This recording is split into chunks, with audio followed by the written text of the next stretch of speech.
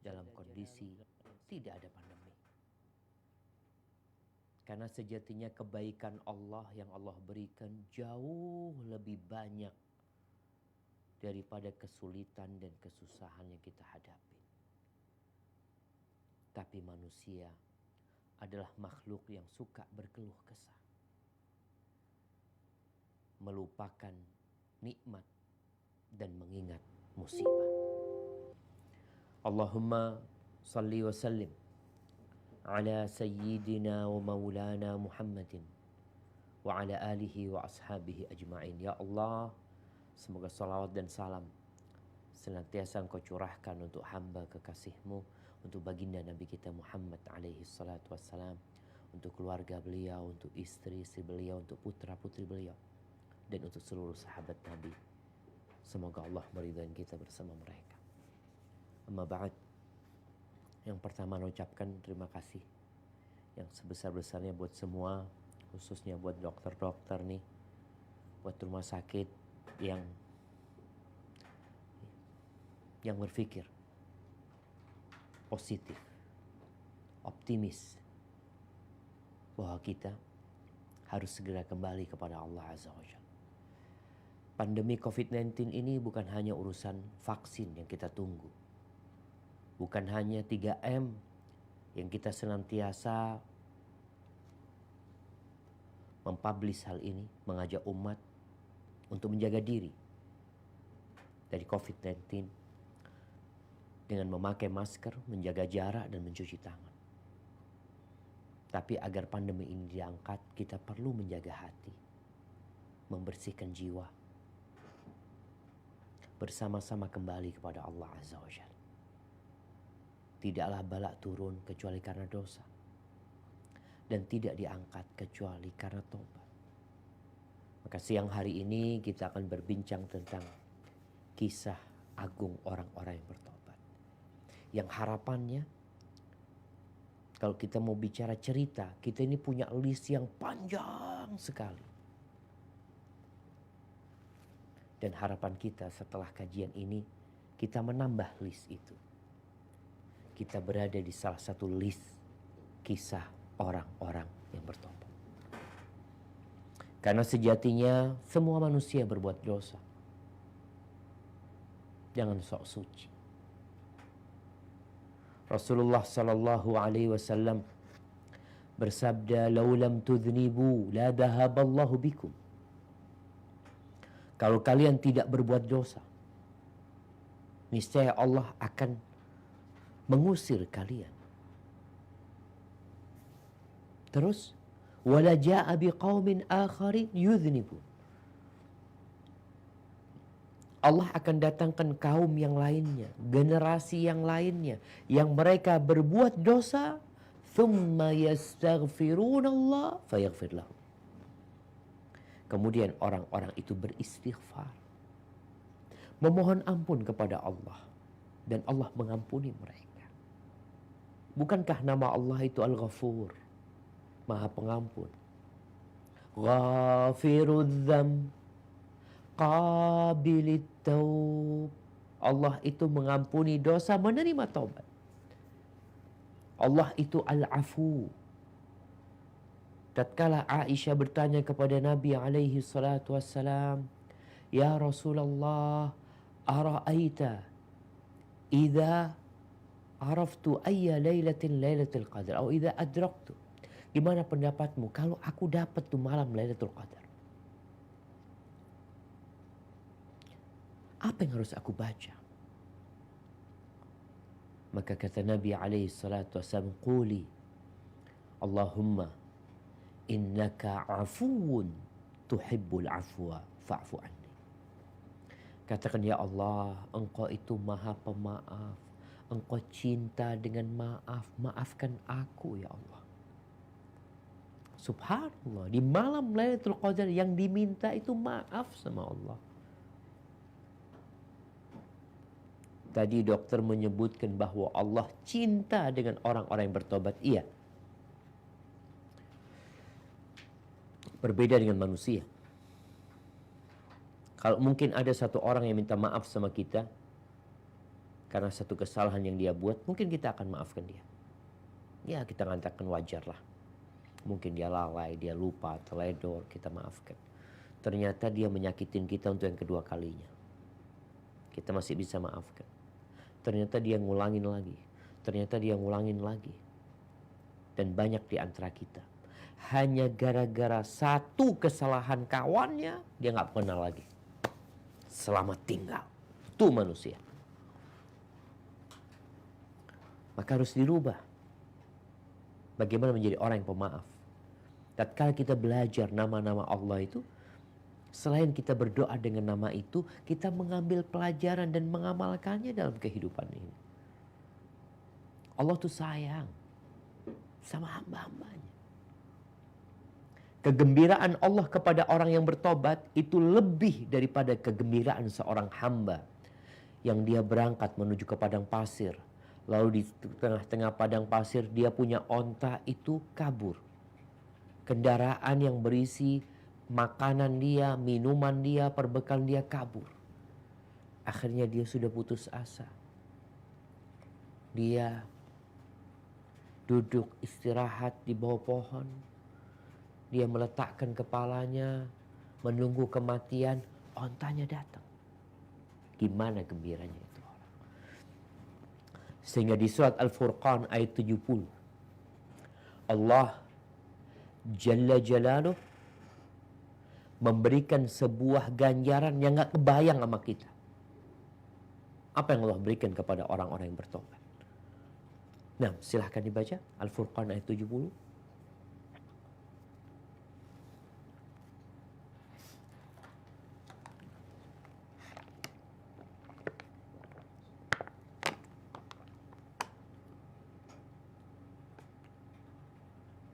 Di mute. Kayaknya masih di mute, Dok. Enggak, udah. Nah, tafadhal dibaca.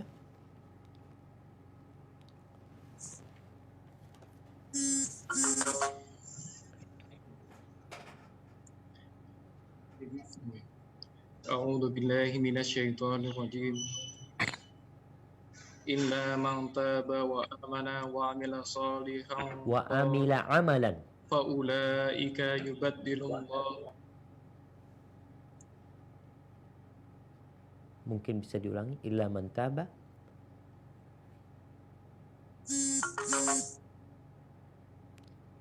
Nah.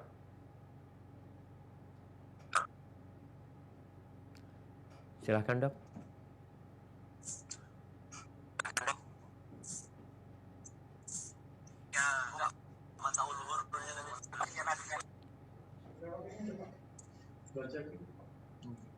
Nah, tafadhal, Dok. Ya. Oh, ini. Kok ganti-ganti itu ya? Nggak dipin. Illa man taba wa amana wa amila salihan. Wa amila amalan. Wa amila amalan salihan fa ulaika yubaddilullahu sayyi'atihim hasanat wa kana Allahu ghafurar rahima. Nah, tafadhal. Kecuali orang-orang yang bertobat dan beriman dan mengerjakan kebajikan, maka kejahatan mereka diganti Allah dengan kebaikan. Allah Maha Pengampun, Maha Penyayang. Bayangkan jemaah, ini orang-orang berbuat salah, berbuat dosa. Mungkin dia melakukan kesyirikan, mungkin dia berzina, mungkin dia membunuh sebagaimana di ayat sebelumnya, di ayat 69. Kecuali yang bertobat, beriman, beramal soleh, beramal amalan kebajikan, maka orang-orang itu Allah ganti kejahatannya dengan kebaikan. Jadi bukan nol dosa dia. Dosa dia dihapuskan, tapi bukan berarti dia nggak punya amal kebajikan. Kalau dia punya amal kebajikan sebelum berbuat dosa, mungkin dia punya 1000 amal kebajikan. Dia punya 1000 dosa. Ketika dia bertobat, kebaikan dia jadi 1000 plus 1000. 2000. Sebelum tobat 1000 dosa, 1000 kebaikan. Allah benar-benar Ghafurur Rahim. Kisah yang pertama bicara orang-orang yang bertobat, maka kisah Nabi Adam alaihi salam. Bagaimana Allah menceritakan Nabi Adam ketika beliau berbuat dosa dengan melanggar aturan yang Allah telah tetapkan, jangan mendekati pohon, ternyata pohon itu didekatin yang menyebabkan Allah murka. Tapi Nabi Adam berdoa mengatakan, Rabbana zalamna anfusana wa illam taghfir lana wa tarhamna lanakunanna minal khasirin. Taubat Nabi Adam, memohon ampun kepada Allah Azza wa Jalla, dan Allah terima taubat. Fatalaqa Adamu min Rabbih kalimatin fataba alaih. Itu kalimat Allah ajarkan, Allah ilhamkan kepada Nabi Adam alaihissalam agar berdoa, Rabbana, wahai Rabb kami menzalimin diri kami sendiri. Di mana tidak dikatakan menzalimin diri sendiri orang yang berbuat dosa? Allah berikan segala fasilitas, Allah berikan segala kebutuhan, semua yang dibutuhkan oleh manusia Allah halalkan. Semua yang diperlukan untuk menyokong kehidupan manusia, Allah Jalla Jalaluh penuhin. Nah, terus kita berbuat dosa dengan fasilitas yang Allah berikan. Menggunakan kedua mata, tangan, kaki, jantung kita. Itu semua fasilitas dari Allah Jalla Jalaluh. Jadi kalau bicara kisah pertama Nabi Adam alaihissalam. Sehingga jamaah, tatkala kita berbincang dengan tobat, kita itu jangan ngelihat fulan. Oh fulan gak tobat-tobat. Oh nih fulan. Ngelihat ana.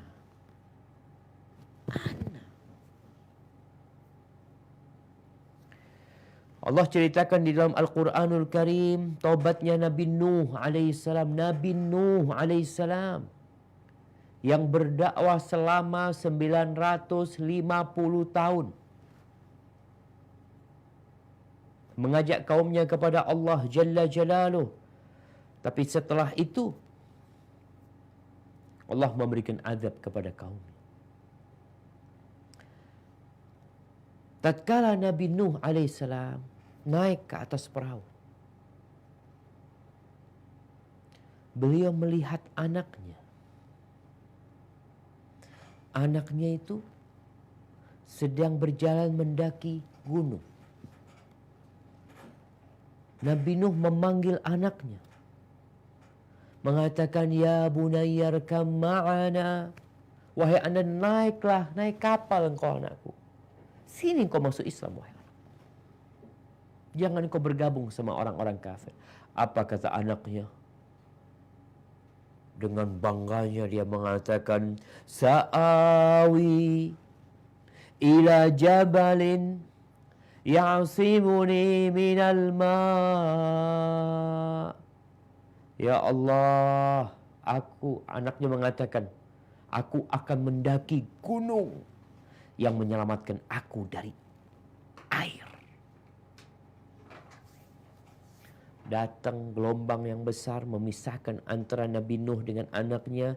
Anaknya termasuk orang-orang yang tenggelam. Nggak beriman anaknya.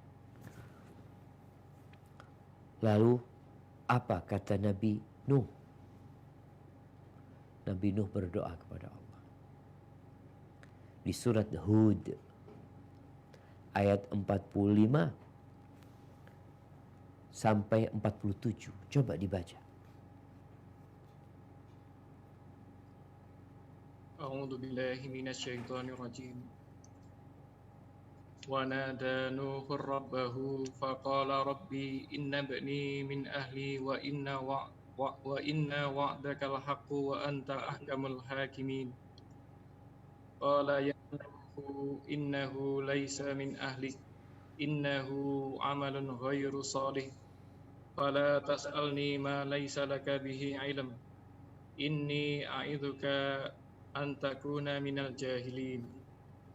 Qala rabbi inni a'udzu bika an as'alaka ma laysa li bihi ilm wa illa taghfirli wa tarhamni akum minal khasirin.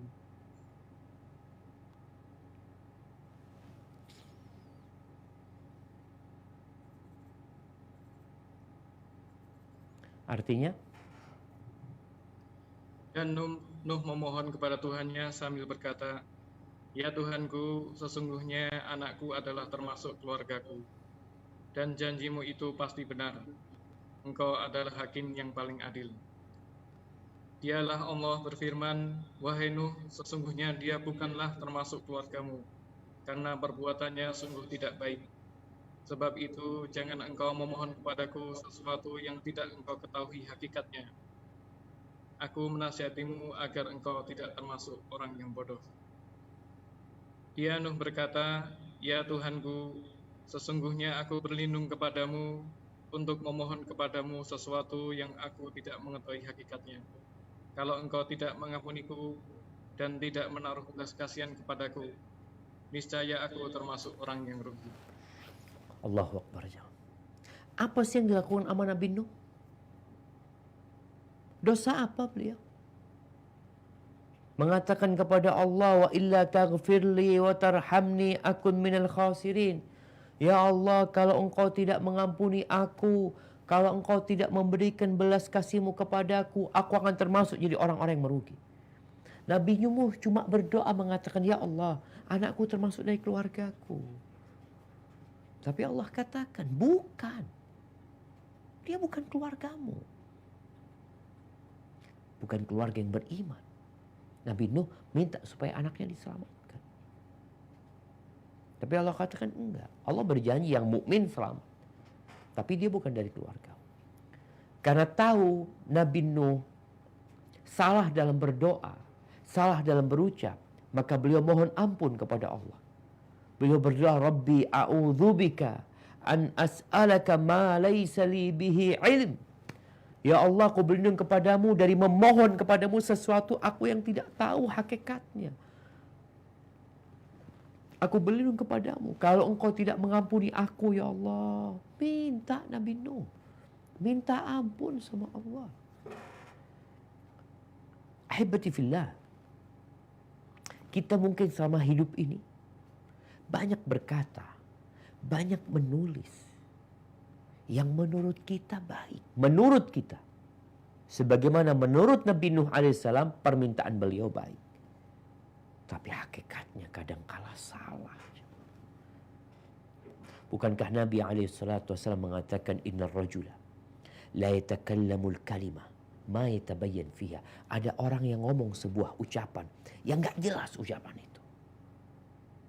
Dia gak tahu ini benar apa enggak gitu. Asal ngomong aja. Yazillu ab'ad mimma bainal masyriq wal maghrib. Gara-gara ucapan itu dia jatuh di neraka. Yang jaraknya antara timur dan barat. Gara-gara ucapan. Maka sekali lagi tatkala kita berbincang tentang kisah-kisah tobat ini, kita nih harus masuk di sana. Nabi kita Muhammad alaihi salatu wassalam, bagaimana hidup beliau? Kalau kita mau baca nabi-nabi lainnya sama. Mereka adalah orang-orang yang segera kembali kepada Allah yang tidak menunda-nunda. Mereka terjaga dari dosa. Tapi mereka tetap manusia. Sehingga mereka kembali kepada Allah kalau ada hal-hal yang tidak disengaja. Nabi kita Muhammad alaihi salatu wassalam dalam hadis riwayat Imam Bukhari, beliau yang sudah diampuni dosanya, udah selesai. Dosa Nabi ini yang dulu dan yang akan datang sudah selesai. Tapi apa kata beliau? Wallahi inni la astaghfirullah wa atubu ilaih fil yawm akthar min 70 marrah. Demi Allah, sesungguhnya aku beristighfar, memohon ampun kepada Allah dan bertobat kepadanya dalam sehari lebih daripada 70 kali. Oleh karena itu, dalam hadis syafaat di padang mahsyar itu, tatkala orang-orang berangkat kepada Nabi Adam angkat tangan. Berangkat ke Nabi Nuh angkat tangan. Berangkat ke Nabi Ibrahim angkat tangan. Berangkat ke Nabi Musa angkat tangan. Berangkat ke Nabi Isa angkat tangan. Lalu beliau mengatakan, idhabu ila Muhammadin. Berangkatlah kalian menjumpai Nabi Muhammad alaihi salatu wassalam. Abdun. Qad ghafarallahu lahu ma taqaddama min dhanbihi wa ma ta'akhkhar. Seorang hamba yang dosa-dosanya sudah diampuni yang dulu dan akan datang. Itu istighfarnya dalam sehari lebih daripada 70 kali. Bahkan Abdullah bin Umar bin Khattab radhiyallahu anhu, dia mendengar Nabi alaihi salatu wasallam dalam satu majlis. Duduk bersama para sahabatnya, beliau beristighfar. Mengatakan, Rabbighfirli wa tub alayya innaka antat tawwabur rahim. Rabbighfirli, ya Allah ampuni aku ya Allah. Berikan taubatmu kepada aku. Engkau maha pengampun dan maha pengasih. Ada lafaz lain mengatakan, astaghfirullah alladzi la ilaha illa huwal hayyul qayyum wa atubu ilaih 100 kali. Ketika turun firman Allah, idza jaa nasrullahi wal fath wa ra'aitan nasa yadkhuluna fi dinillahi afwaja fasabbih bihamdi rabbika wastaghfir innahu kana tawwaba. Di akhir hayatnya Nabi lebih banyak lagi istighfar. Allah perintahkan, fasabbih bihamdi rabbika, bertasbihlah engkau memuji Allah dan mohon ampun kepada wastaghfir. Kenapa? Allah itu maha menerima taubat.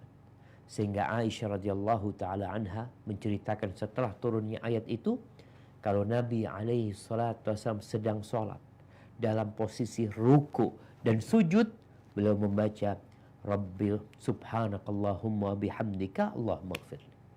Subhanakallahumma wa bihamdika Allahumma ighfirli. Minta ampun. Ahibbati fillah.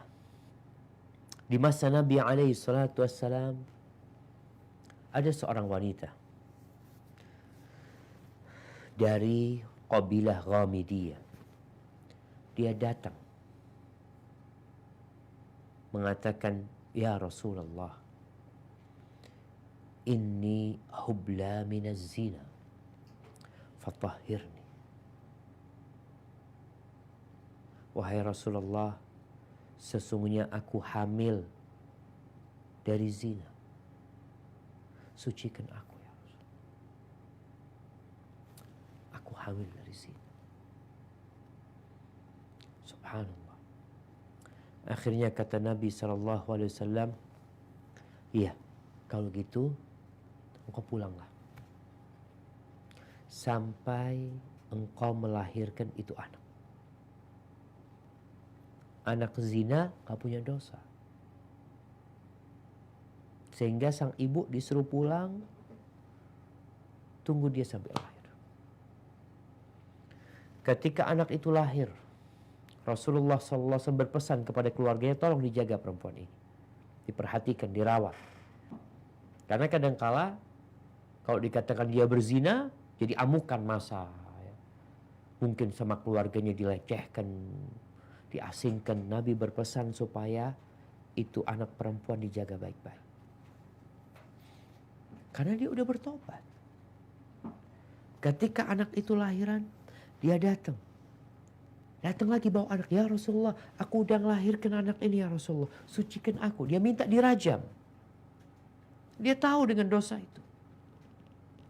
Apa kata Nabi SAW? Engkau bawa pulang lagi. Sampai engkau sapih dia. Engkau susui.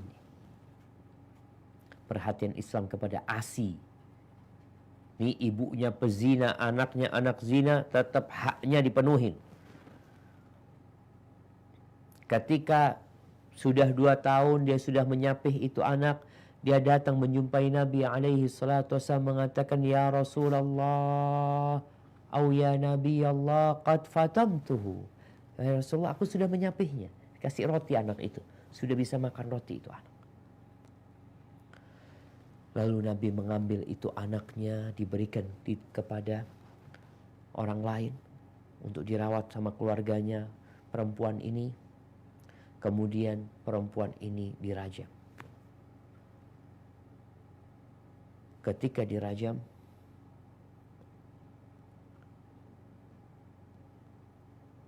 Khalid melemparnya dengan batu sehingga ada darah yang muncrat ke wajahnya Khalid bin Walid. Lalu Khalid mencela wanita ini. Dicela itu perempuan. Dia sudah berzina. Lalu apa kata Nabi SAW? Mahlan ya Khalid. Yang sabar Khalid, pelan-pelan wahai Khalid. Jaga dirimu Khalid. Fawalladhi nafsi biyadihi. Laqad tabat taubatan law tabaha sahibu maksin la ghufira lahu. Wahai Khalid, perempuan ini sudah tobat. Yang kalau tobatnya itu pelaku dosa yang besar, yaitu pemungut upeti yang menzalimin orang, terus dia bertobat, diampuni dengan tobatnya perempuan ini. Lalu Nabi mensolatin itu perempuan.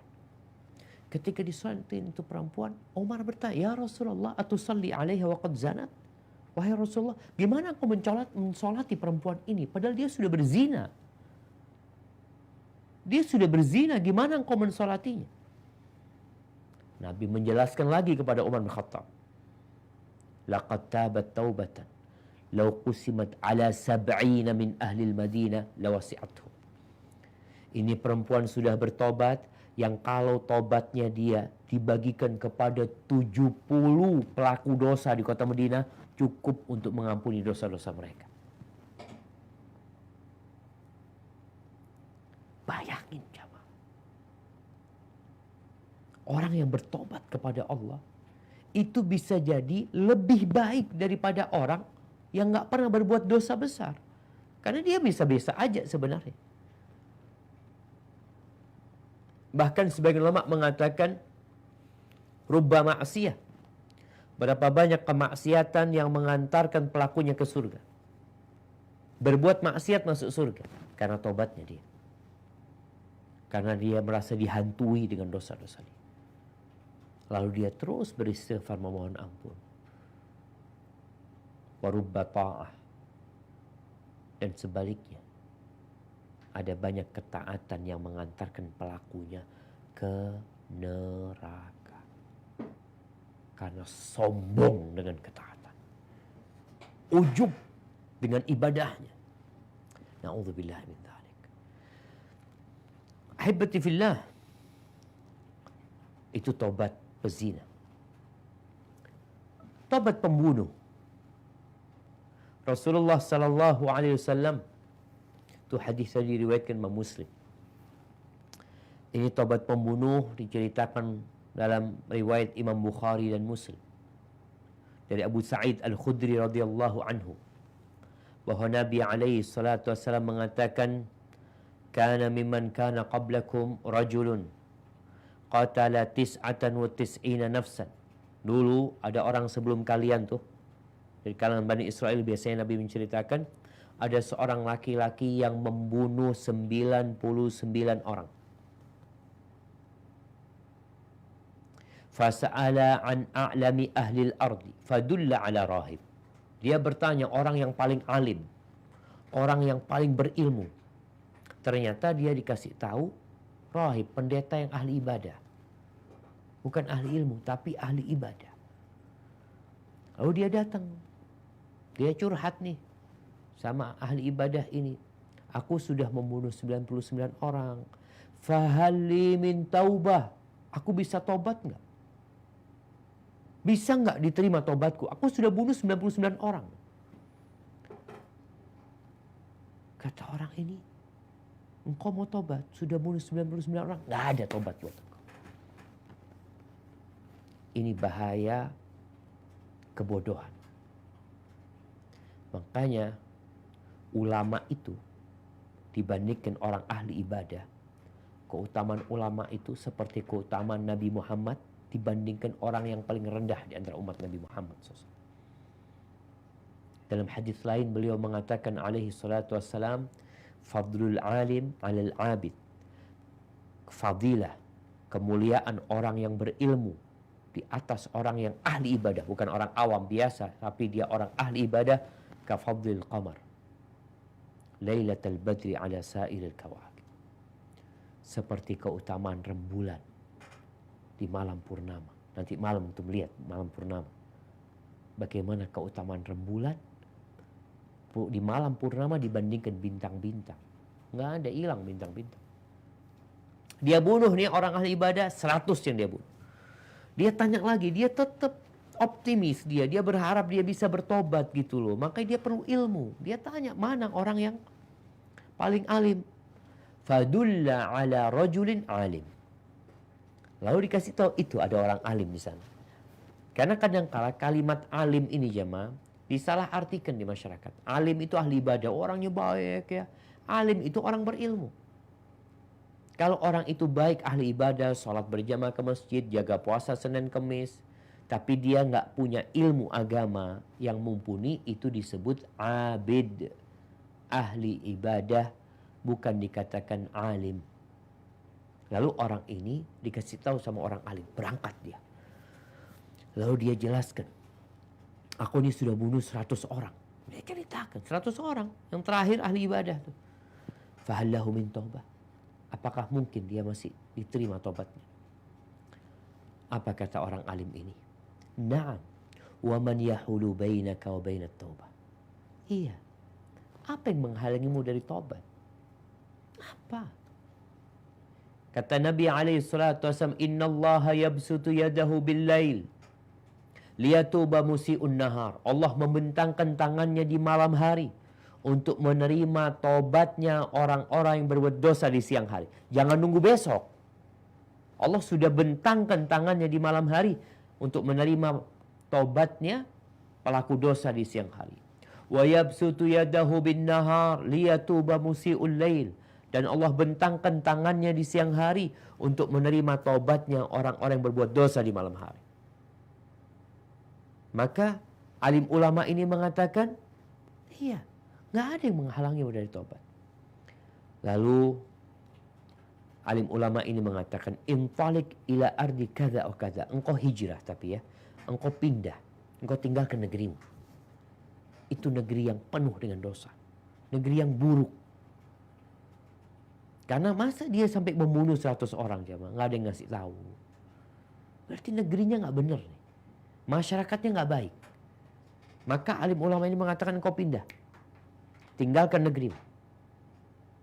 Pindah ke negeri fulan, dikasih tahu di situ banyak orang-orang soleh. Udah di sanalah engkau kumpul dan beribadah dengan orang-orang soleh di sana. Di tengah jalan mati. Belum berbuat baik sama sekali. Dia cuma punya niat dan dia sudah action. Dia berjalan. Meninggalkan negerinya. Menuju negeri yang soleh tadi. Negeri yang penuh dengan orang-orang baik. Apa kata Nabi SAW? Fakhtasamat fihi malaikatul rahmah wa malaikatul adab. Terjadi persengketaan antara malaikat rahmat dan malaikat azab. Ketika orang itu dicabut nyawanya, yang mencabut nyawanya itu malaikatul maut, malaikat pencabut nyawa. Kemudian ada malaikat-malaikat yang membawa kafan untuk membungkus ruhnya orang itu. Kalau itu orang baik, maka malaikatul rahmah yang akan menyambutnya dengan kafan-kafan yang wangi, yang indah. Tapi kalau itu pelaku dosa, maka malaikatul azab yang akan mengambil ruhnya. Mereka tidak biarkan ruh itu di tangannya malaikat pencabut nyawa, tapi diambil sama mereka untuk dibawa. Di sini terjadi pertikaian. Malaikatul azab turun dan malaikatul rahmat turun mau mengambil ruhnya orang itu. Faqalat malaikatur rahmah. Malaikat rahmat mengatakan, Ja'a ta'iban muqbilan biqalbihi ilallahi azza wa jal. Orang ini datang dalam kondisi bertobat. Datang kepada Allah dengan hatinya. Dia datang menuju kepada Allah dengan hatinya. Wa qalat malaikatul azab. Malaikatul azab mengatakan, innahu lam ya'mal khairan qat. Orang ini belum berbuat amal kebajikan sedikit pun. Memang belum. Malah yang sudah dia lakukan membunuh 100 orang. Masa mau diambil malaikatul rahmah? Dia belum berbuat kebaikan sama sekali. Kemudian fa'atahum malakun fi surati adamin. Lalu Allah kirim malaikat dalam wujud manusia. Faqala qisu ma bainal ardain. Kalian ukur antara dua tanah ini. Dia lebih dekat ke mana? Lebih dekat ke kampungnya yang dulu atau lebih dekat ke kampung tujuan dia, kampung yang banyak orang-orang soleh. Fasubhanallah, ketika diukur Allah dekatkan dia ke kampungnya orang-orang soleh, maka diambillah oleh malaikatur rahmah. Kata ada yang meriwayatkan hadis ini mengatakan qala al-Hasan. Hasan al-Basri mengatakan bahwasanya orang ini itu jalan sambil membusungkan dadanya supaya cepat sampai. Ketika dicabut nyawanya, dia mendekat ke kampung itu. Berapa yang dia bunuh? 100 orang. Masih mungkin diterima tobatnya, diterima sama Allah Azza wa Jalla. Baik. Lalu ada cerita sahabat nih. Umair ibn Wahab. Umair ibn Wahab. Yang dikenal dia itu syaitanul jahiliyah. Syaitannya orang jahiliyah. Tapi kemudian dia jadi pembela agama Islam. Gimana ceritanya? Umair bin Wahab ini ketika perang Badar, dia salah satu komandannya orang-orang musyrikin. Perang Badar pada tahun kedua Hijriah, di mana 311-an melawan 1000 tentara orang-orang musyrikin. Umair ini termasuk orang yang pandangannya itu tajam. Kemudian dia pandai sebagai komandan, dia itu pandai memperkirakan jumlah musuh, membaca kondisi yang ada. Cerdik dan cerdas orang. Akhirnya dia dikirim sama orang musyrik, coba Umar, engkau lihat berapa jumlah umat Islam. Kemudian Umar ngelihat ya pasukan umat Islam, kata Umar, ya antara 300 orang. Lebih sedikit atau kurang. Antara itu. Lalu ditanya, apakah di balik mereka ada pasukan bantuan? Umar udah lihat, nggak ada. Aku sudah keliling melihat tidak ada bantuan bagi mereka. Tapi Umar mengatakan kepada umnya, walakin ya ma'syara Quraisy, wahai kaum Quraisy, ra'aitul mataya tahmilul mautan naqi. Aku melihat onta-onta yang membawa kematian yang pasti, yang jelas sekali. Kematian yang menakutkan, kematian yang pucat. Qaumun laysa ma'ahum mana'ah wala malja illa suyufuhum. Mereka orang-orang yang tidak punya baju besi, mereka tidak punya benteng, mereka tidak punya penyelamat, tidak punya tempat berlari kecuali pedang mereka. Wallahi ma'ara, dalam pendapatku aku melihat ini, aku melihat tidak akan terbunuh satu orang di antara mereka sampai membunuh satu orang dari kita. Fa'idha asaba minkum mithla adadihim. Akhirnya kalian bayangin, 300 melawan 1000. Berarti 300 akan membunuh 300. Yang 300 nggak bakal mati kecuali sudah bunuh 300 juga nanti. Hari 300 ini mati. Terus apa enaknya hidup setelah jumlah segitu mati dari kita dan dari mereka? Masih ada baiknya nih. Umar bin bin Wahab ini jemaah. Sebagian orang-orang musyrikin dan mendengar ucapan Umair ini berpikir untuk pulang ke Mekah. Ya udahlah, ngapain kita perang? Namun Abu Jahal merusak hal itu. Akhirnya terjadi peperangan. Ahibati fillah, terjadi peperangan, meninggal 70 lebih dari orang-orang musyrikin. Ada 13 orang atau belasan orang Islam yang meninggal dunia. Dan umat Islam berhasil menawan 70 orang. Pulanglah orang-orang musyrikin ke kota Mekah. Di antara yang terbunuh adalah Umayyah bin Khalaf. Anaknya Umayyah bin Wahab tertawan, masuk dalam tawanan. Di kota Mekah, pada suatu hari, Umayyah bin Wahab ini duduk bersama Safwan bin Umayyah. Sepupu nih, Umair sama Safwan. Mereka sedang duduk di Hijr Ismail.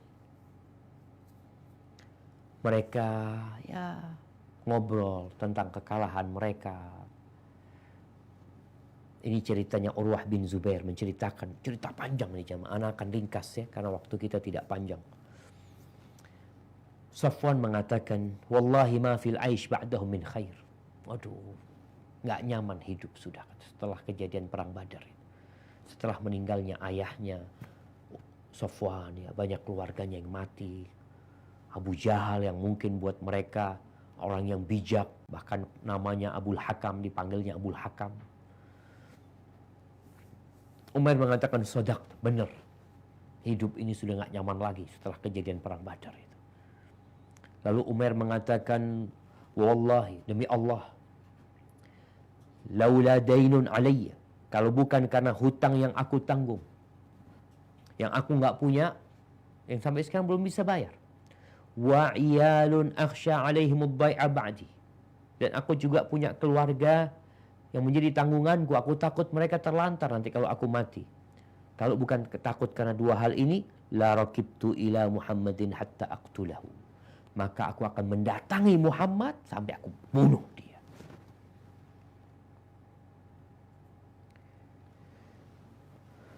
Kemudian apa katanya? Fa inna li 'indahu illa a'tallu biha alih. Aku itu punya alasan untuk datang ke sana. Apa alasannya? Aku kan punya anak di sana. Aku datang untuk menebus anakku. Safwan mendengar Umar mengatakan itu, maka mengatakan, aliyya dainuk. Utangmu lunas. Aku yang nanggungnya. Ana aqdihi anka wa iyaluka ma'a iyali wasihi ma baqu. Keluargamu aku akan gabungkan sama keluargaku. Aku akan memberikan santunan, nafkah. Udah aku jamin kehidupan mereka selama mereka masih hidup. Benar? Kata Umar, iya. Rahasiakan pembicaraan ini. Jangan ada yang tahu. Lalu Umar mengambil pedangnya, diserahkan untuk diasah. Setelah diasah, dikasih racun pedangnya. Lalu berangkat Umar ke kota Madinah. Sampai ke kota Madinah, Umar bin Khattab radhiyallahu anhu sedang ngobrol sama umat Islam, juga cerita tentang perang Badar. Ini masih hangat suasananya. Mereka bercerita tentang perang Badar, cerita tentang sahabat-sahabat yang meninggal dunia. Tahu-tahu Umar ngelihat Umair bin Wahab ini sedang turun dari ontanya. Kemudian di depan Masjid Nabawi. Dan dia bawa pedang. Lalu apa kata Umar? Hadzal kalb aduwullah, Umar bin Wahab. Bahasanya kasar Umar. Memang dia musuhnya Allah. Dikatakan anjing. Umar bin Wahab, wallahi ma jaa illa li syarr. Demi Allah dia tidak datang kecuali untuk kejahatan. Untuk niat buruk dia datang. Dia yang kemarin perang Badar itu, ya, yang memprovokasi, dan dia juga yang menghitung jumlah kita pada waktu kemarin. Lalu Umar radhiyallahu anhu masuk menjumpai Nabi alaihi salatu wasallam, mengatakan, ya Nabi Allah, Hada aduwallah Umair bin Wahab. Wahai Nabi Allah, ni Umair bin Wahab, musuhnya Allah, datang membawa pedang. Apa kata Nabi SAW? Adkhilhu alayya. Suruh dia masuk. Bawa dia masuk ke sini.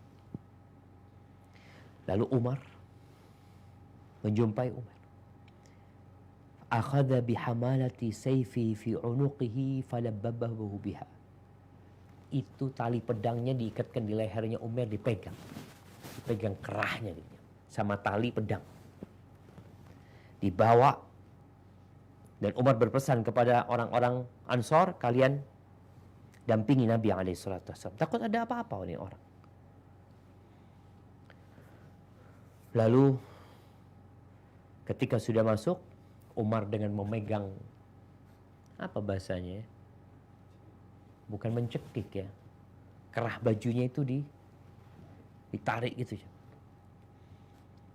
Ketika Nabi melihat itu, Nabi mengatakan kepada Umar, "Da'hu ya Umar." Da'hu, biarkan Umar, lepas Umar, kata dia. Dia lepas sama Umar. Lalu Nabi mengatakan kepada Umar, ada Umar, ada Umar. Ni Umar, ni Umar. Nabi mengatakan kepada Umar, "Udnu ya Umar." Umar, engkau mendekat ke sini. Sama pedangnya, enggak dilepas pedangnya. Sama pedangnya dia. Lalu dia mengatakan, "In'am sabahan," "In'amu sabahan." Ini tradisi jahiliyah dalam mengucapkan selamat. Mereka mengatakan, "Selamat pagi." Pagi yang nikmat. Lalu kata Nabi SAW, "Qad akramanallah bitahiyyatin khairun min tahiyyati ya Umar." Kita itu udah dikasih ganti sama Allah sebuah ucapan selamat yang lebih baik daripada ucapan selamatmu itu. Yaitu assalamualaikum. Tahiyyatu ahlil jannah. Apa kata Umar? "Ama wallahi ya Muhammad, in kunta biha la hadithu ahad." Muhammad, engkau baru saja masih pakai an'im sabahan, kok sekarang sudah nggak mau pakai tradisi itu. Ini bahasa Umar kira-kira seperti itu. Fama ja'a bika ya Umar. Kenapa engkau datang ke sini wahai Umar? Nabi bertanya. Ji'tu li hadzal asir alladhi fi aydikum. Aku datang untuk menebus tawanan yang ada di engkau, anakku. Lalu kata Nabi SAW, "Fama balus sayfi unukika." Kenapa ada pedang di lehermu? Kalau engkau datang untuk menebus itu tawanan, kenapa ada pedang di lehermu? Lalu Umar mengatakan, "Qabbah Allah min suyuf." Semoga Allah memburukkan pedang ini. Wahal aghnat anna syai'an. Apa gunanya pedang ini buat kita? Manfaatnya. Kemarin kalah maksudnya Umar. Waktu perang Badar. Nggak ada gunanya. Lalu Nabi SAW mengatakan, "Ustukni ya Umar." Umar, jujur engkau. Ada apa engkau datang? Kenapa engkau datang ke sini? Aku minta engkau jujur. Apa kata Umar? "Maji'tu illa lidzalika." Umar ini ngelihat para sahabat Nabi. Dia itu niatnya kan mau bunuh Nabi SAW. Dan dia nggak ada masalah. Dia pun dibunuh, kata Umar nggak apa-apa. Kan sudah ada yang nanggung utangnya. Ada yang nanggung keluarganya. Mati buat dia nggak ada masalah sudah. Dia siap. Tapi jangan sampai pikiran Umar, dia nggak berhasil membunuh Nabi SAW. Tapi dia terbunuh. Maka dia harus mencari momentum yang tepat untuk menghunuskan pedangnya membunuh Nabi Muhammad SAW. Nabi bertanya lagi, "Kenapa Umar engkau datang?" Kata Umar, "Maji'tu illa lidzalika." Niatku cuma itu. Untuk menebus tawanan. Lalu Nabi SAW mengatakan, "Bal, bukan itu niatmu. Akan tetapi, qa'adta anta Safwan bin Umayyah fil hijr." Engkau duduk berduaan bersama Safwan bin Umayyah di Hijr Ismail. Fadzakartu ma ashabal qalib min Quraisy. Lalu kalian berdua mengenang tentang orang-orang Quraisy yang terbunuh, yang kemudian dimasukkan ke sumur, dikuburkan di sumur mereka. Thumma qulta, lalu engkau mengatakan, "Laula daynun alayya wa 'iyalun 'indi la kharajtu hatta aqtula Muhammad." Engkau mengatakan, kalau bukan karena hutang yang aku tanggung dan keluarga yang jadi tanggunganku juga, niscaya aku akan keluar membunuh Muhammad. Lalu Safwan menjamin dia akan melunasi hutangmu dan menjaga keluargamu dengan syarat engkau membunuhku. Demi Allah, Allah akan menghalangimu dari aku. Ketika Umar mendengar Nabi menceritakan yang Umar rahasiakan di Mekah, ini antara kota Mekah dan kota Madinah 435 kilometer. Ketika Umar mendengar itu, Umar teriak mengatakan, Ashhadu an la ilaha illallah wa ashhadu annaka Rasulullah. Aku bersaksi tiada yang berhak disembah, tiada Tuhan yang benar kecuali Allah, dan aku bersaksi engkau utusan Allah. Hada amrun lam yahdurhu illa ana Sufwan. Rahasia ini nggak ada yang tahu kecuali aku dengan Sufyan. Tapi Allah memberitahumu dengan berita itu. Falhamdulillah, kata Umar, alhamdulillah yang telah memberikan hidayah kepadaku untuk masuk Islam. Datang mau bunuh Nabi. Sampai situ dia masuk Islam. Lalu Rasulullah sallallahu alaihi wasallam mengatakan, faqihu akhakum fid din, ajarin agama nih, Umar. Dan tawanan dia, lepaskan dia. Ajarin dia baca Quran. Ajarin dia urusan agama. Seperti itu Umar masuk Islam. Umar bin Khattab mengatakan, walladhi nafsi biyadi. Kata Umar mengatakan, demi Allah, demi yang jiwaku berada di tangannya, la khinzirun. Dia mengatakan babi sebelumnya itu lebih aku cintai daripada Umar bin Wahab ketika aku lihat dia bawa pedang. Walahuwal yawm, hari ini dia lebih aku cintai daripada sebagian anakku sendiri. Umar itu melihat sesuatu yang menakjubkan. Berubah umat Islam itu. Nggak ada lagi yang ingat dia dulunya yang mau bunuh Nabi. Mengingat bagaimana ketika perang Badar, apa yang dilakukan oleh Umar. Yang diingat adalah Umar sudah masuk Islam. Dihargai, dimuliakan di kota Madinah. Diajarin sama mereka. Ini ceritanya Umar. Suatu hari, setelah Umar belajar, dia datang kepada Nabi SAW mengatakan, ya Rasulullah, wahai Rasulullah, dulu aku itu berjuang untuk mematikan dan memadamkan cahaya Allah. Aku sering menyakitin orang-orang yang beriman. Aku sekarang minta izin kepadamu ya Rasulullah. Aku mau balik ke Mekah. Aku ingin berdakwah. Aku ingin mengajak mereka kepada Allah dan kepada Rasulnya dan kepada agama Islam ini. Semoga Allah memberikan hidayah kepada mereka. Wa illa adaituhum fi dini. Kalau enggak, maka aku akan menyakiti mereka dalam urusan agama ini. Sebagaimana aku dulu menyakiti sahabat-sahabatmu dalam agama mereka. Subhanallah jemaah. Ketika Umar meninggalkan kota Mekah, Safwan itu sering berseloroh mengatakan kepada orang-orang, kalian tunggu ada berita viral, bentar lagi ada berita baik nih. Bentar lagi nih, yang kalian akan lupa dengan kejadian perang Badar sudah. Selesai sudah. Safwan nggak mengatakan apa. Berangkatnya dari Mekah ke Madinah kira-kira 6-7 hari. Setelah itu, Safwan ini sering cari berita dari kafilah-kafilah yang datang ke kota Mekah. Apalagi yang datang dari Madinah. Safwan tanya, apa ada kejadian di kota Madinah?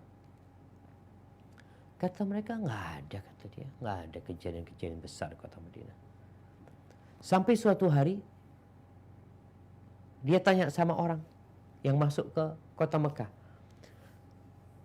Ada kejadian di kota Madinah. Kata dia, ada, kata dia. Betul, ada kejadian. Itu bahagianya Safwan mendengar akan ada kejadian besar di kota Madinah. Apa kejadiannya? Kata orang ini, Umar bin Wahab masuk Islam. Dan dia sekarang belajar agama di sana, belajar Al-Quran. Itu Safwan ya, yang nunggu berita kematiannya Nabi Muhammad SAW. Cerita dia jadi hilang. Buyar mimpinya Safwan. Yang selama ini dia memberikan kabar gembira akan ada peristiwa besar ya. Dapat berapa lama? Umar bin Wahab datang ke kota Mekah. Subhanallah, ketika dia melihat Safwan, Umair ini ingin, ya dia juga tahu setelah dia masuk Islam bagaimana cintanya dia kepada Nabi alaihi salatu wassalam, ya. Bagaimana dia ingin berjuang untuk agama Allah ini. Ketika melihat Safwan, dia berusaha untuk mendakwain Safwan, mengajak dia kepada Allah Azza wa Jalla, tapi Safwan menolak. Ya udah, ditinggal sama Umair. Umair sebagaimana janji dia, di tempat-tempat yang sebelumnya dia itu mengajak kepada kekufuran, mencela agama Islam, dia rubah. Dia berangkat ke tempat-tempat itu untuk berdakwah, untuk mengajak orang-orang kepada Islam. Walhamdulillah, ada sebagian yang masuk Islam. Setelah beberapa pekan, Umair balik lagi ke kota Madinah, bawa keluarganya, bawa orang-orang yang masuk Islam. Sukses dalam dakwahnya Umair bin Wahab. Yang dulunya syaitan, dikatakan dia itu setannya jahiliyah, kemudian dia jadi pembela dan penolong Islam. Ahibati fillah, Umair masih kepikiran sama Safwan. Safwan belum masuk Islam. Padahal Khalid bin Walid udah masuk Islam, ya. Amr bin As sudah masuk Islam, ya. Ada pemimpin-pemimpin Quraisy sudah masuk Islam. Safwan belum masuk Islam. Ketika terjadi penaklukan kota Mekah, subhanallah, Safwan ini mau kabur meninggalkan kota Mekah. Akhirnya Umair mengatakan kepada Nabi SAW, "Ya Rasulullah, engkau tahu bagaimana kedudukan Safwan bin Umayyah. Beri aku sesuatu Rasul sebagai jaminan kalau engkau memang memberikan keamanan buat dia, suaka buat Safwan bin Umayyah, kalau dia tidak akan dibunuh." Lalu Nabi memberikan surbannya kepada Umair bin Wahab. Umair ini mengejar Safwan. Safwan itu udah sampai ke pantai. Panggil Safwan, engkau balik. Rasulullah itu orang yang baik. Kehormatannya kehormatanmu juga sebenarnya. Sama-sama dari Quraisy. Akhirnya Safwan tanya, apa buktinya? Ini surbannya Nabi SAW. Akhirnya Safwan balik ke kota Mekah. Dia menjumpai Nabi SAW. Safwan mengatakan, kasih aku waktu 2 bulan untuk berpikir apakah dia mau masuk Islam apa tidak. Kata Nabi SAW, engkau punya waktu 4 bulan untuk berpikir. Tafadhal. Tapi sebelum 4 bulan, Safwan udah masuk Islam juga. Ahibati fillah, masih banyak cerita tentang orang-orang yang bertobat. Semoga Allah memberikan waktu yang lain buat kita untuk melihat taubat-taubatnya tabi'in, yang mereka dulu perampok, yang mereka dulu orang nggak benar, bagaimana akhirnya mereka jadi orang-orang yang soleh. Barakallahu fiik, itu yang bisa Anda sampaikan pada kesempatan kali ini. Kurang lebihnya mohon maaf. Mungkin kita masuk ke sesi tanya jawab. Anda kembalikan ke dokter. Jazakumullah khair. Jazakallah khair Ustaz Syafiq. Alhamdulillah, semoga kisah nyata ini menginspirasi kita untuk bertaubat atas dosa-dosa kita. Seorang Umair bin Wahab yang dikatakan sebagai setannya orang jahiliyah bisa menjadi seorang yang menjadi sahabat Nabi. Selanjutnya Ustaz, ini ada beberapa pertanyaan yang sudah ditulis di chat. Insya Allah saya bacakan. Yang pertama langsung saya bacakan, Ustaz. Assalamualaikum, semoga Ustaz, keluarga dan tim selalu diberi kesehatan dan keberkahan oleh Allah Subhanahu wa Ta'ala. Ingin bertanya Ustaz, bagaimana jika seseorang yang bertaubat dari maksiat yang awalnya karena keterpaksaan dan ingin dilihat oleh orang lain, namun setelah ia sering melihat kajian, ia mencoba memperbaiki niat hijrah dan taubatnya. Namun bagaimana cara memperbaiki niat betul-betul supaya karena Allah? Dan apakah setelah sholat taubat, jika ia khawatir dengan sholat taubatnya yang lalu, apa harus sholat taubat lagi Ustaz? Jazakallah khair. Masya Allah. Nah, barakallahu fikum. Ahibati fillah. Ingat, innamal a'malu bin niyat. Amalan itu tergantung niatnya. Jangan sampai kita udah banyak dosa, lalu kita jadi orang baik, niatnya tetap dosa. Berarti kita nggak berubah. hanya dosa kita yang berganti. Yang dulu dosanya adalah kemaksiatan, yang sekarang dosanya adalah riya. Ingin dipuji, yang sebenarnya dua-duanya kemaksiatan. Bagaimana kalau itu sudah terjadi? Ya kita bertobat kepada Allah dengan taubatan nasuha. Taubatan nasuha ini sebenarnya syaratnya taubat itu sama dengan syaratnya ibadah yang lain, yaitu ikhlas dan sesuai dengan sunnah. Bukan karena ingin dipuji, bukan karena tren, bukan karena nggak enak sama kawan-kawan, tapi benar-benar lillahi ta'ala. Kemudian menyesali, meninggalkan perbuatan dosa dan bertekad untuk tidak mengulangi. Tidak harus sholat taubat, tapi harus sholat fardu, menjaga sholat-sholat yang kita tinggalkan. Jadi nggak harus sholat taubat. Sholat taubat itu hanya menjadi penyempurna, pelengkap aja. Tanpa sholat taubat pun, taubatnya akan diterima apabila memenuhi syarat-syaratnya. Terus bagaimana sekarang kalau kita kurang yakin sama sholat taubat kita? Perbanyak sholat sunnah engkau. Bukan mengulangi sholat taubat. Tapi kalau engkau berbuat dosa lagi, kembali berbuat maksiat lagi, kemudian engkau ingin bertobat kepada Allah dan engkau mau sholat taubat, silakan. Dan bisa jadi memang tobat kita yang dulu belum benar. Maka sebagian ulama mengatakan tobat dari tobat yang dilakukan. Di antaranya tobat dari mengakhirkan tobat, menunda tobat. Itu perlu tobat lagi. Jadi tobatnya kita perlu tobat. Kita menunda tobat selama 20 tahun. Baru kita tobat. Oh, tobat beneran ya Allah, dia tinggalkan semua dosanya. Tapi dia lupa dari bertobat dari tobat dia, yaitu menunda tobat. Kalau bicara tentang bagaimana memperbaiki niat kita, ya caranya adalah dengan mengenal Allah Azza wa Jalla. Engkau mau apa sih? Engkau dapat apa dari manusia? Yang tadi engkau mengatakan engkau melakukan itu, tobatnya dulu, hijrahnya dulu karena ingin pujian dari orang supaya dikatakan orang baik. Apa manfaatnya buat engkau? Nggak ada. Engkau ingin dunia, yang punya dunia itu Allah Azza wa Jalla. Yang punya akhirat itu Allah. Mintalah kepada Allah. Maka berusaha untuk punya ibadah-ibadah tersembunyi yang gak ada orang yang tahu, untuk membuktikan kalau engkau benar-benar bertobat buat Allah, bukan untuk orang.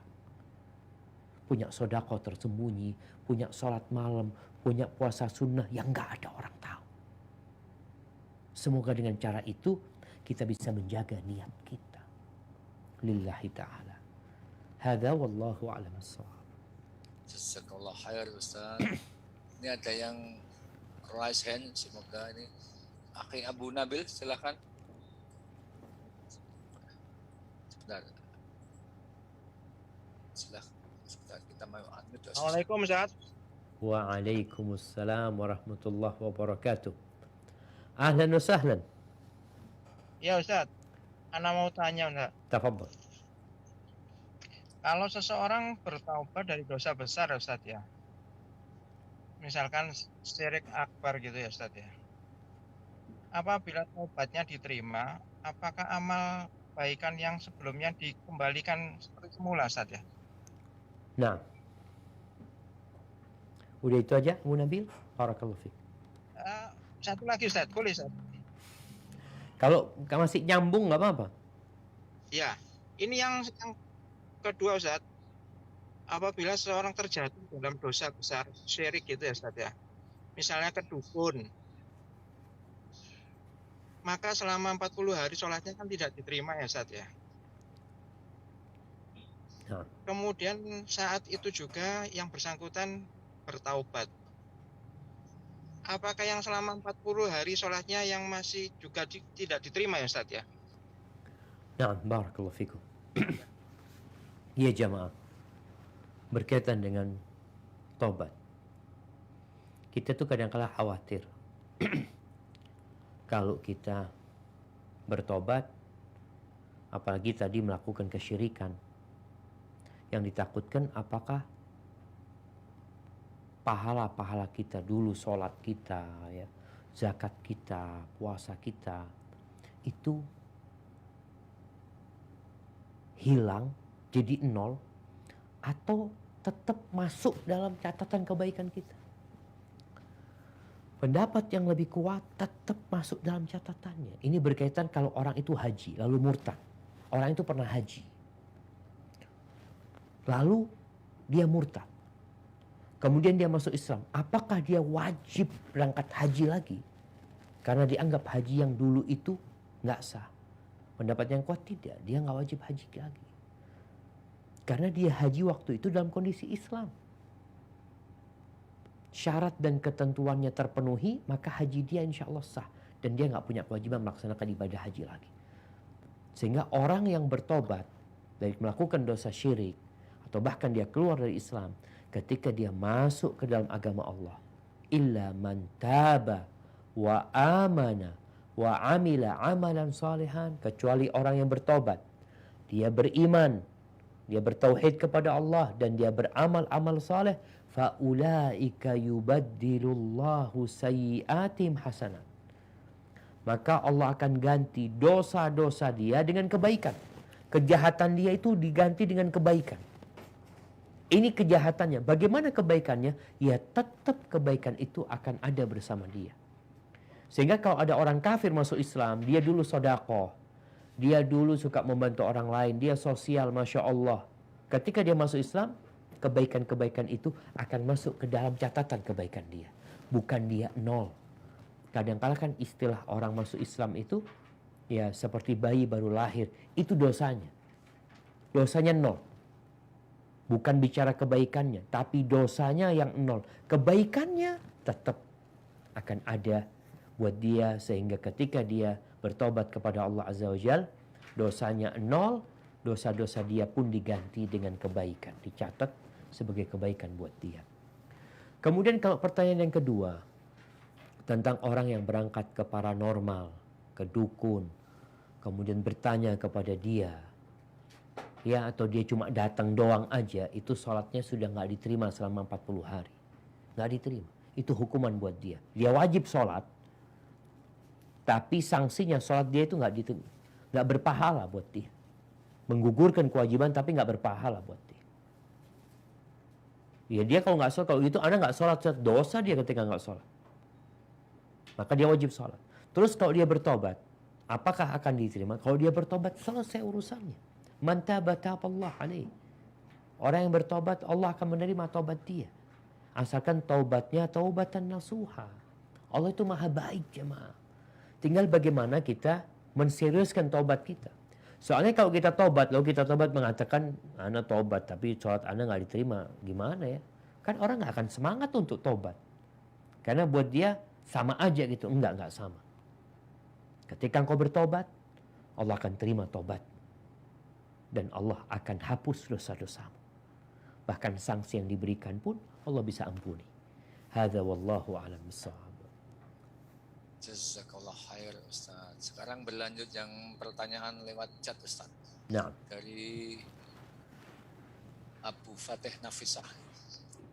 Pertanyaannya, ketika di lingkungan kerja terjadi kemungkaran, kezoliman, dan kita sudah melakukan penyampaian dengan lisan, tangan, bahkan sudah dilakukan pertemuan, namun tetap kemungkaran berlanjut, apakah kita boleh tetap berada di tempat tersebut sambil mencari pekerjaan lainnya?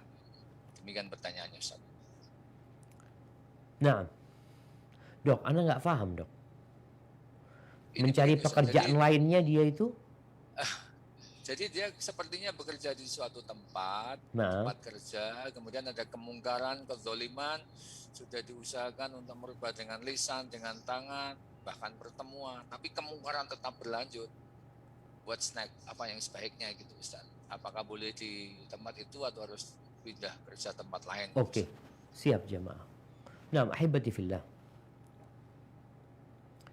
Kenapa disyariatkan hijrah? Untuk menyelamatkan agama kita. Hijrah itu bisa jadi hijrah fisik. Fisiknya yang meninggalkan tempat itu. Yang awalnya hijrah hati sebenarnya. Kalau ternyata di tempat itu kita tidak bisa menegakkan agama Allah dengan baik, dan kemungkinan kita akan terpengaruh tatkala kita udah berusaha seperti dalam pertanyaan tadi, udah berusaha menyampaikan ya dengan segala cara, tapi tetap aja belum bisa. Maka engkau lihat dirimu. Kalau engkau masih bisa menegakkan agamamu dan engkau selamat dari pengaruh tersebut, lalu engkau berusaha untuk belajar lagi seperti Umair bin Wahab, bagaimana dia balik ke kota Mekah dalam kondisi dia sudah mempersiapkan ilmu, sehingga dia balik ke kota Mekah dapat mengajak orang-orang. Sebagian, gak semuanya. Tapi kemudian Umair berangkat ke kota Madinah. Maka engkau yang harus melihat. Karena jangan sampai menjadi lilin yang dia berusaha menerangi orang lain, tapi dia sendiri terbakar. Tapi jadilah pelita yang engkau menerangi diri sendiri dan menerangi orang lain. Jadi kalau bicara apakah harus hijrah, harus meninggalkan tempat itu cari kerjaan lain, itu kembali kepada dirimu. Kalau ternyata di sana engkau kembali berbuat dosa, tinggalkan. Karena agamamu lebih penting daripada urusan pekerjaan. Hadza wallahu a'lam bissawab. Jazakallah khair Ustaz. Bisa berapa pertanyaan lagi Ustaz? Mungkin 5 lagi, Dok. Oke. Saya persilakan ini yang angkat tangan dari Ukti atau apa ini? Mila Tangerang. Monggo silahkan. Baik, Assalamualaikum Ustaz. Waalaikumsalam warahmatullahi wabarakatuh. Barakallahu fiik. Naam, tafadhali.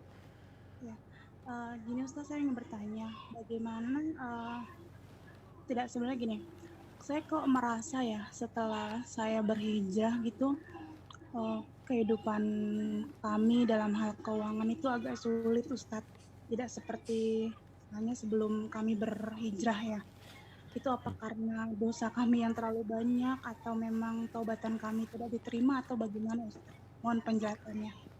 Masya Allah. Naam jamaah.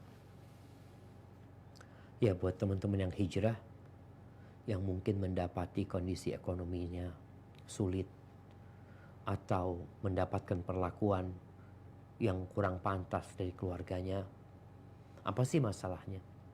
Masalahnya ujian dari Allah. Ada yang ketika hijrah sulit ekonominya, ada yang ketika hijrah semakin lancar usahanya. Dua-dua orang ini sedang dalam ujian.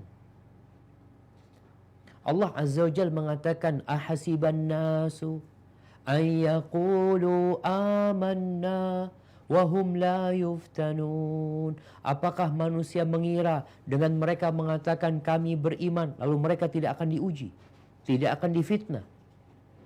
Allah katakan, walaqad fatanna alladhina min qablihim falaya'lamanna Allahu alladhina sadaqu wa laya'lamanna al-kadhibin.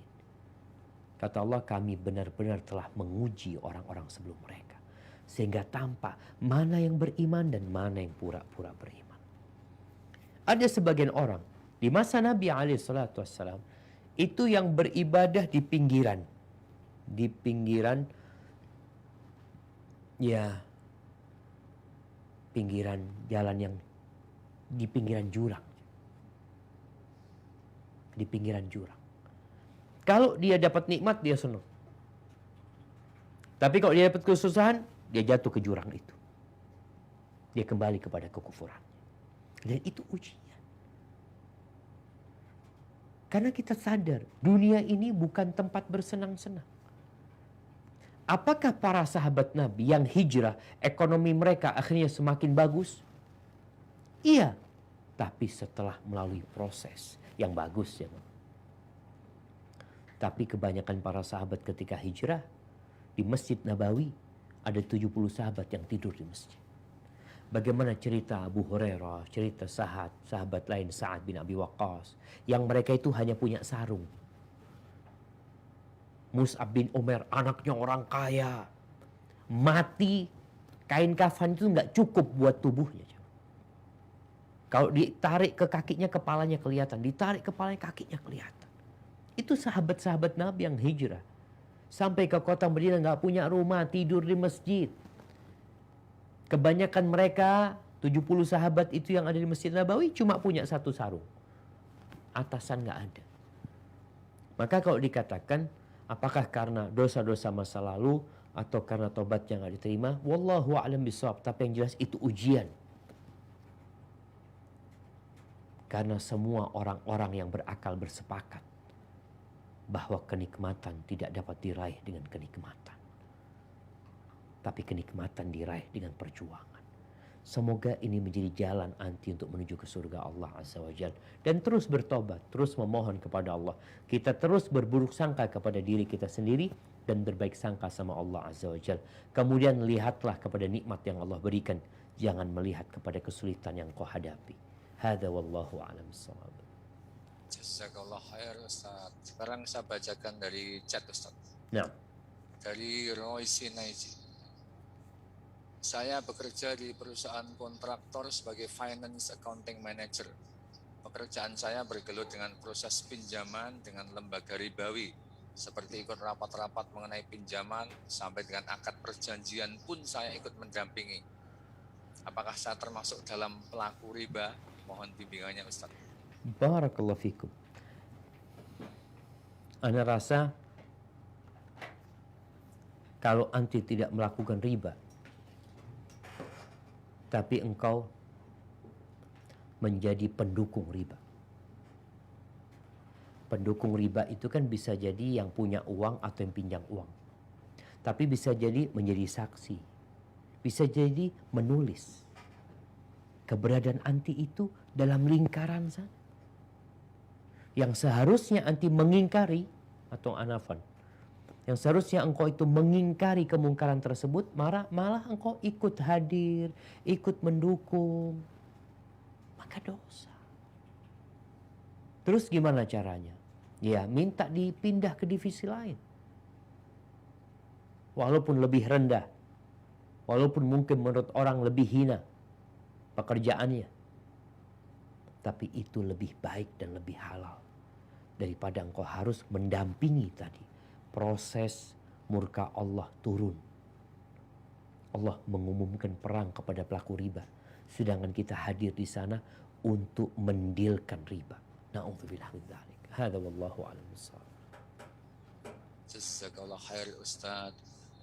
Kemudian yang bisa bicara langsung silahkan Akhi Abu Okasah. Abu Okasah. Allah wabarakatuh.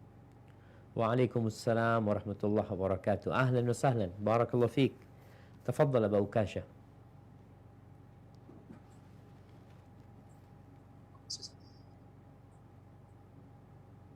Mana dok? Kok hilang dok? Sebentar ini Ustaz.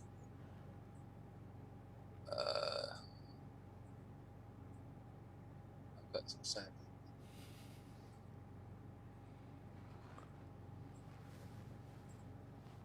Sebentar Ustaz. Susah.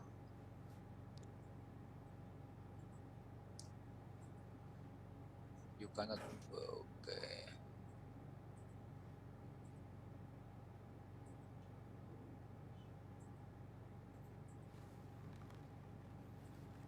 Ini kok nggak bisa. Assalamualaikum. Waalaikumsalam Abu Okasah, warahmatullahi silakan. wabarakatuh. Assalamualaikum warahmatullahi Abu Okasah, wabarakatuh. silakan. Ya. Ini Waalaikumsalam. Zaujah masih. Afan Abu Okasah, Ustaz, silakan. ketika kita sudah berbuat salah, dosa kan sudah tertulis. Terus di surat Al-Zalzalah kaitannya yang amal buruk dan amal jelek itu udah tertulis sekecil pun. Amal buruk dan amal iya. Nah, kaitannya kita di menerima kitab di padang mahsyar itu masih tertulis apa sudah terhapus kalau sudah bertobat? Naam, barakallahu fikum. Iya jamaah. Kalau bicara, bukankah malaikat itu mencatat amalan kita? Yang baik dan yang buruk. Apakah kalau itu amalan dia sudah tobat darinya? Umpamanya di situ ada perbuatan dia, ya, na'udzubillah berzina. Dicatat sama mereka. Tanggalnya sekian seperti itu. Terus ketika dia bertobat, maka itu dihapuskan. Dihapuskan dari sana. Makanya penyakit itu, orang yang sakit itu dikatakan kafarat. Penghapusan, dihapus, ditutupin. Gak tertulis lagi di sana. Salat yang 5 waktu, Ramadan ke Ramadan selanjutnya, itu menjadi kafarat, penghapus. Nabi SAW mencontohkan juga salat yang 5 waktu ini seperti orang yang di depan rumahnya ada sungai. Ketika dia tiap mau salat itu mandi, 5 waktu dia mandi. Apakah tersisa kotoran di tubuhnya? Nggak ada. Begitu pula ketika orang ini salat terus ya, insya Allah dosa-dosa dia dihapuskan. Yang namanya dihapus ya dihapus tadi. Nggak ada catatannya. Dan catatan itu sebenarnya ada, cuma dihapus. Ada catatan, pernah ada catatan di situ, cuma terhapuskan. Maka hendaklah kita berhati-hati. Karena bisa jadi catatan itu dikembalikan. Ketika kita di akhir hayat kita, yang awalnya kita tobat ini terus, lalu kita berbuat dosa lagi dan gak peduli dengan dosa-dosa kita. Yang ditakutkan, itu catatan-catatan akan kembali. Jadi insya Allah kalau orang itu bertobat kepada Allah Azza wa Jalla sampai akhir hayatnya insya Allah menjaga diri, maka Allah akan menghapuskan dosa-dosanya. Sehingga di catatan dia sudah dihapuskan. Tapi ada yang di catatannya itu memang dia belum tobat. Ada. Namun Allah mengampuni dosa dia nanti di akhirat. Kok diampuni? Allah itu maha pengasih, maha penyayang. Yang tidak ada ampunan itu hanya untuk syirik. Ketika mati dalam kesyirikan. Hadza wallahu a'lam bissawab. Jazakallah khair, Ustaz. Masih berapa pertanyaan, Ustaz? Diberi kesempatan? Tinggal 2 kayaknya, Dok. Oh iya, Ustaz. Saya bacakan aja, Ustaz. Dari 054. Afwan, Ustaz. Apakah benar kesulitan itu adalah bukti dari dosa yang tidak diampuni? Ana punya teman, dia qadarullah berkali-kali gagal menikah. Dan disampaikan kepadanya bahwa itu karena dosanya. Apakah ini sahih, Ustaz? Mohon nasihatnya, Ustaz. Nah, barakallahu fikum. Dosa ini membawa naas. Iya. Allah Azza wa Jalla mengatakan, "Ma asabaka min hasanatin famin Allah. Wa ma asabaka min sayyi'atin famin nafsi." Kata Allah, kebaikan yang menimpamu dari Allah, keburukan yang menimpamu dari dirimu sendiri. Jelas seperti itu. Kemudian Allah Jalla Jalla mengatakan, "Walau anna ahlal qura amanu wattaqaw la fatahna 'alaihim barakatin minas sama'i wal ard."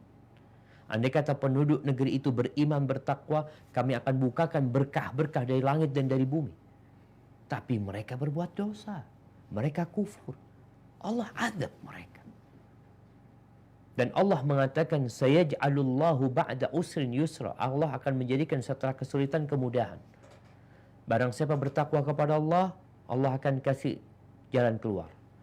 Allah akan kasih rizki dari arah yang tidak disangka-sangka. Jadi tatkala seorang mengalami kesulitan dan dia tahu dia punya banyak dosa memang. Kita ini yang perlu sadar, nggak perlu orang lain yang mengingatkan kita seharusnya. Jadi tatkala kita melihat orang soleh dapat musibah, jangan suudzon sama dia. Dengan mengatakan ini orang kasih penyakit, kayaknya dia punya dosa. Belum tentu. Jadi ujian itu turun, bisa jadi memang sebagai adab penghapus dosa, bisa jadi sebagai pengangkat derajat. Bukankah Rasulullah SAW sakit parah sebelum meninggal dunia? Bukan beliau terluka ketika perang Uhud, patah giginya alaihi salatu wassalam? Bagaimana dengan Nabi Ayub alaihi salam?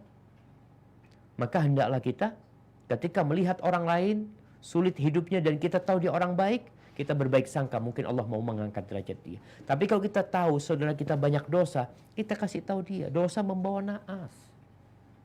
Kebaikan itu dari Allah. Coba engkau bertobat kepada Allah Azza wa Jalla. Insya Allah dimudahkan segala-galanya. Hada wallahu a'lam bissawab.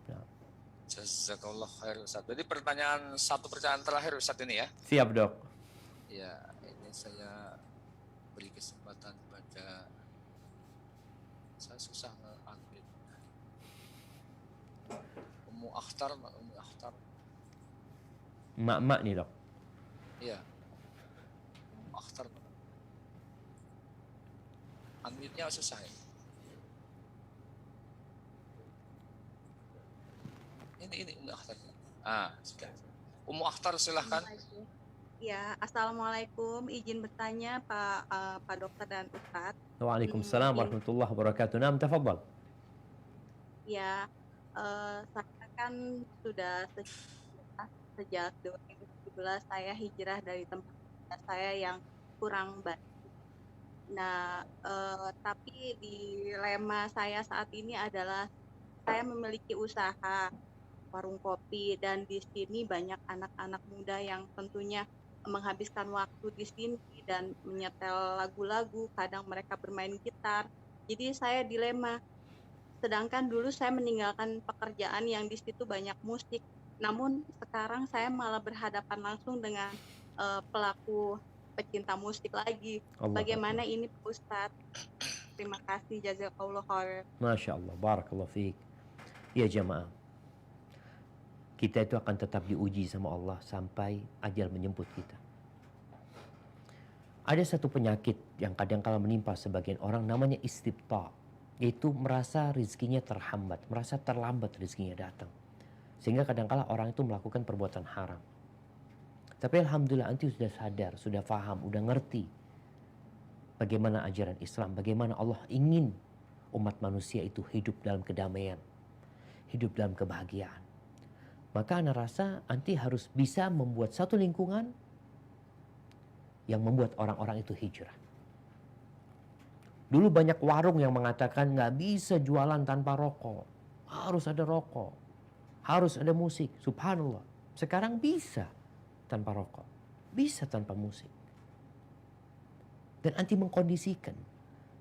Mungkin sebagian orang berpikir takut nanti pelanggannya nggak ada. Pelanggannya bukan nggak ada, pelanggannya akan berubah. Pangsa pasarnya akan berbeda. Anti berharap tempat nongkrong itu menjadi tempat orang untuk silaturahim. Orang untuk ngobrol. Bukan lagi datang ke tempat semua sibuk dengan handphonenya masing-masing, semua sibuk dengan hiburannya masing-masing. Maka ana rasa anti sebagai pemilik usaha, anti bisa membuat aturan. Itu aturan anti. Dan rizki anti di tangan Allah Azza wa Jalla. Mintalah rizki yang halal dan minta solusi. Ada teman-teman yang buka warung ya, yang dulu dia pakai musik, sekarang pakai suara burung. Dia minta anak buahnya itu untuk bawa burung piaraan mereka. Sehingga ada suara burung di sana. Ternyata lebih nikmat. Itu suara asli burung yang indah buat mereka. Anak-anak yang datang juga melihat burung-burung itu. Mereka bisa bermain dengan mereka, dengan burung-burung itu. Maka ana rasa, bismillah. Anti mantapkan langkah kaki anti untuk full hijrah dan menjadikan tempat usaha anti tempat orang-orang yang hijrah juga bersama anti. Hadza wallahu a'lam bissawab. Mungkin itu yang bisa Anda sampaikan, Dok. Kurang lebihnya mohon maaf karena kita udah mau masuk waktu asar di sini, Dok ya. Jazakumullah khair. Anda kembalikan ke Dokter Tri. Posisi di mana ini, Ustaz? Di Jember, Dok. Oh, Masya Allah. Kita asarnya kayaknya lebih dulu dari Jogja, Dok. Oh ya, Jogja jam 15 lebih sedikit, Ustaz. Oh, kita jam berapa sekarang kita? 40 kan? Sekarang 14. Nah. Jogja 15, ya 2-3 menit. Masya Allah, Dok. Jazakallah khairan, Ustaz. Wa iyyakum, Dok. Alhamdulillah bisa bertemu Ustaz meskipun lewat media Zoom. Semoga Allah berikan kesehatan, keselamatan, kelancaran, dan usia yang berkah buat Ustaz sehingga masih terus bisa memberikan tausiah-tausiah yang kita tunggu. Ini saya terpaksa harus melihat ke bawah, Ustaz, karena saya monitor lewat HP di laptop saya nggak bisa melihat Ustaz. Saya juga mohon maaf, Ustaz, kalau ada kurang-kurangnya karena ini masih usia udah tua tapi masih amatir megang-megang kayak gini, Ustaz.